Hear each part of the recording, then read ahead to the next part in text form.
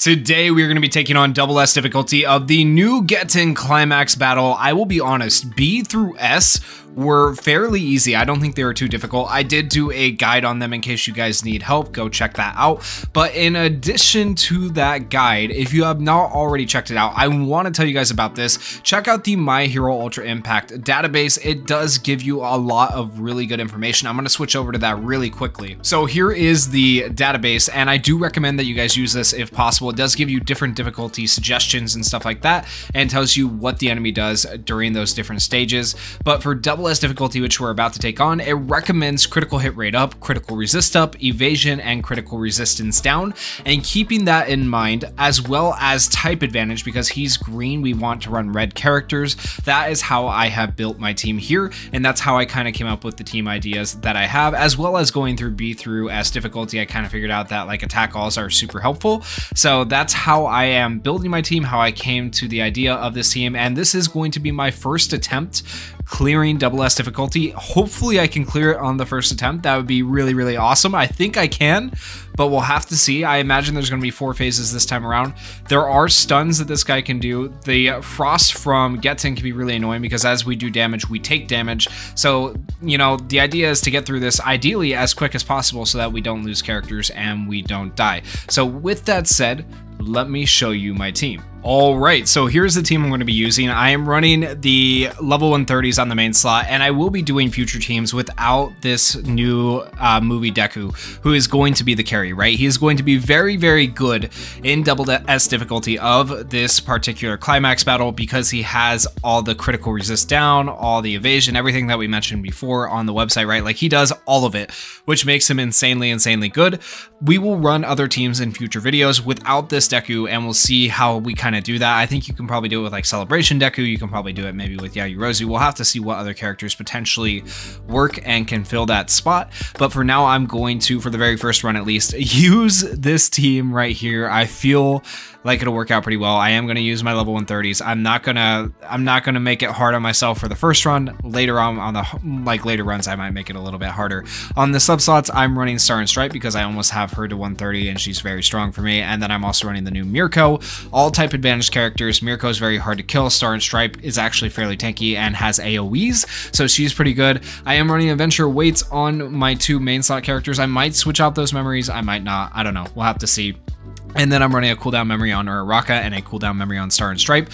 So ideally, when the switch out happens, it'll probably happen during phase 3 or phase 4. Like, usually that's how it happens because there's 4 phases in double S difficulty and there's 3 phases in S difficulty. On the 3rd phase in S difficulty, we got switched out. So I assume it'll still be the 3rd phase in double S difficulty where we get switched out.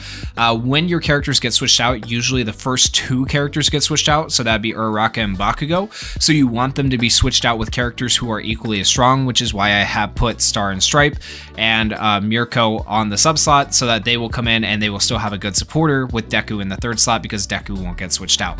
So with that said, let's go ahead and hop into this climax battle. All right, strengthening your meta power is the same as living. We are, for this first phase, I think we are going to focus on targeting GETEN first, because before, when I was in S difficulty, I feel like I focused too much on Redestro and it wasn't necessary.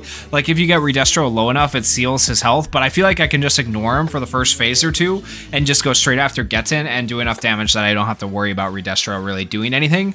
We'll see how well that strategy works throughout this, but that's kind of the goal. So we'll go ahead and do our single target attacks first, see if we can't block some buffs with Bakugo. 22,000, 45,000, 27,000. Not the worst damage, no crits unfortunately, but we did block his buffs, so that's big, as you saw. All right, we will go ahead and do our AoEs. We did get a crit there. I don't think we're gonna reach the next phase quite the way I wanted to, but that's all right. I would have liked to do it on the, you know, 2nd turn, but that's okay. We'll use all our plus ultras right here. AoE, that gets us to the next phase for sure. We did not need to do these extra plus ultras, but that's fine. We did get to evade their normal attacks, so that's good. Don't get ahead of yourself, you'll be the one to die. I imagine 3rd phase is the where it's going to switch us out. We'll see how that actually goes down. Alright, so much stuff there for them to do. We are not able to target GETEN. He is hiding. So we need to get Redestro low enough to seal him. In the meantime, we can use AoEs to hit GETEN. If we seal Redestro enough, then he won't be able to draw aggro anymore because he won't be able to use skills, which should allow us to then target GETEN and get through the next phase.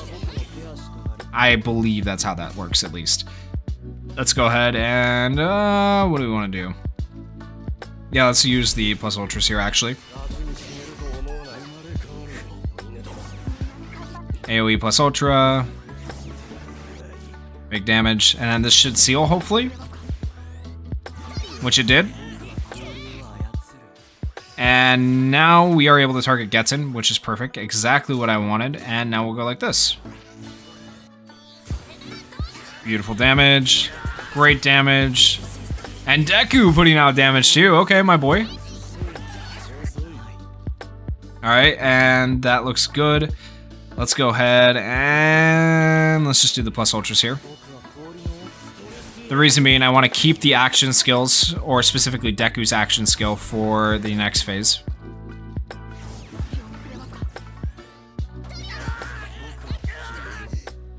Looking good. I won't let anything else get in Redestro's way. Now we have Star and Stripe and Mirko come in. Both decent damage dealers still in their own rights. Star and Stripe fairly tanky with her evasion and stuff that she has.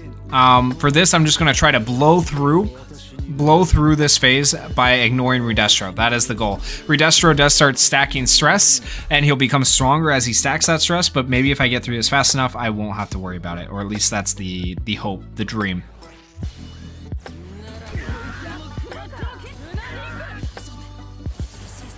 Okay, good damage from all of them. I really am happy with that. Alright, now we're gonna go like this.